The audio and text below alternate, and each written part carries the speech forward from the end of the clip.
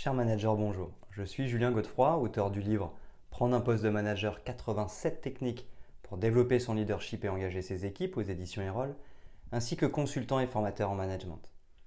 Pour progresser facilement dans votre management, je vous invite tout de suite à télécharger gratuitement mon e-book de plus de 40 conseils pour motiver vos équipes. Vous trouverez le lien dans la description. Pensez aussi à vous abonner à ma chaîne YouTube pour consulter mes dernières vidéos.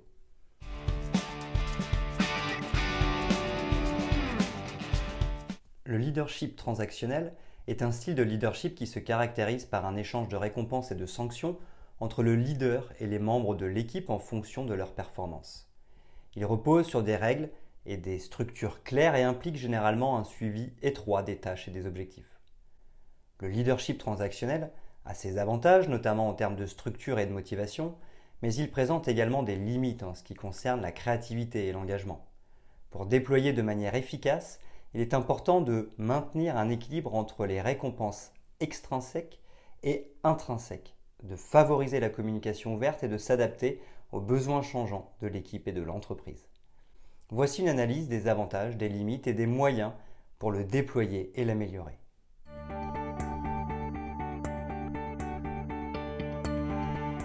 Les avantages du leadership transactionnel. Le leadership transactionnel offre des avantages distincts. Tout d'abord, il crée une structure claire au sein de l'équipe en définissant clairement les rôles, les responsabilités et les objectifs de chaque collaborateur. Cette clarté réduit la confusion et les malentendus, ce qui facilite la collaboration et l'efficacité au sein du groupe. Deuxièmement, il utilise des récompenses pour la performance, ce qui motive les collaborateurs de l'équipe à atteindre les objectifs et à maintenir un niveau de performance élevé. L'assurance de récompenses pour leurs efforts encourage l'engagement et la persévérance, renforçant ainsi la productivité globale. Troisièmement, il prévoit des sanctions pour les erreurs. En effet, il agit comme un moyen dissuasif contre les comportements indésirables ou les erreurs répétées. Cela contribue à maintenir la qualité du travail et la discipline au sein de l'équipe, car les collaborateurs sont conscients des conséquences de leurs actions. Enfin, le leadership transactionnel implique un suivi rigoureux de la performance. En effet, les leaders surveillent de près les progrès et les résultats de l'équipe, ce qui permet une réaction rapide en cas de problème ou de déviation par rapport aux objectifs, favorisant ainsi une amélioration continue.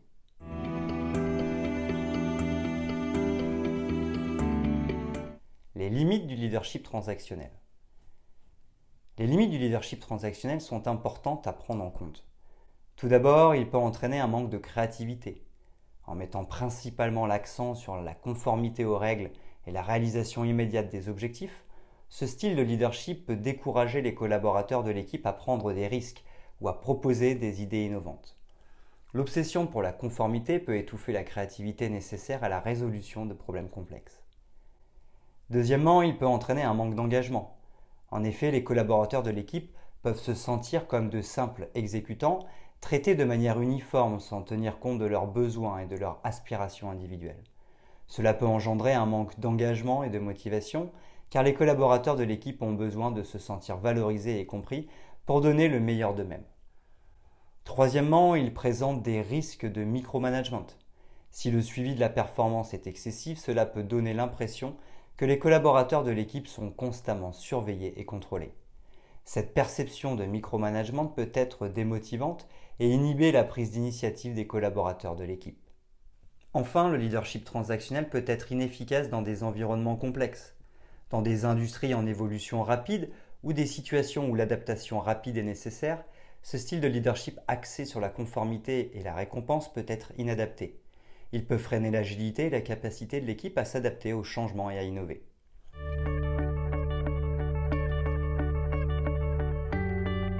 Déploiement du leadership transactionnel. Le déploiement efficace du leadership transactionnel repose sur plusieurs étapes clés. Tout d'abord, le leader doit établir des règles et des attentes claires pour l'équipe. Cela implique de définir précisément les rôles, les responsabilités et les objectifs de chaque collaborateur, créant ainsi un cadre clair au sein duquel l'équipe opère. Cette clarté est essentielle pour minimiser la confusion et les malentendus. Ensuite, le leader doit mettre en place un système de récompenses et de sanctions liées à la performance. Les collaborateurs de l'équipe doivent comprendre les incitations à la réussite et les conséquences en cas de sous-performance. Les récompenses encouragent la motivation tandis que les sanctions servent de moyens dissuasifs contre les erreurs répétées ou les comportements non souhaités. Le suivi régulier de la performance est une autre étape cruciale. Les leaders transactionnels surveillent de près les progrès et les résultats de l'équipe. Cela permet de détecter rapidement les problèmes potentiels et de fournir des retours d'informations pertinents pour guider les collaborateurs vers l'atteinte des objectifs. Enfin, il est essentiel d'appliquer les récompenses et les sanctions de manière équitable et cohérente. La justice et la constance renforcent la crédibilité du leader et maintiennent la confiance au sein de l'équipe. Un traitement équitable garantit que les collaborateurs se sentent traités de manière juste, ce qui renforce leur engagement.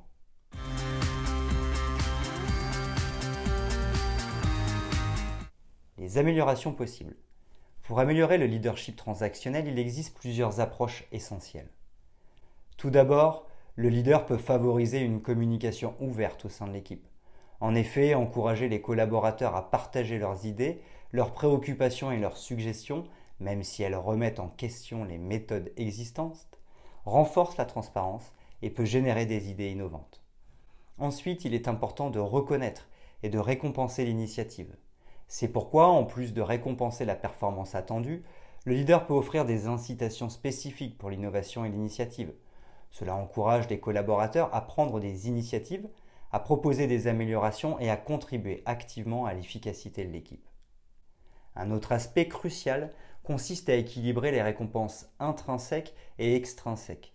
Favoriser la motivation intrinsèque en créant un environnement de travail où les collaborateurs trouvent un sens et une satisfaction dans leur travail peut renforcer leur engagement et leur passion pour leurs tâches. La récompense ne doit pas seulement être matérielle, mais aussi liée au sentiment d'accomplissement personnel.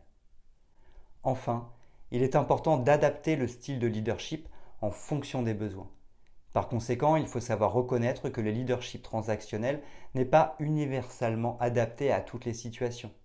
Le leader doit être prêt à adopter d'autres styles de leadership, comme le leadership transformationnel, lorsque cela est nécessaire pour motiver, inspirer et guider l'équipe dans des moments de changement ou d'innovation majeure.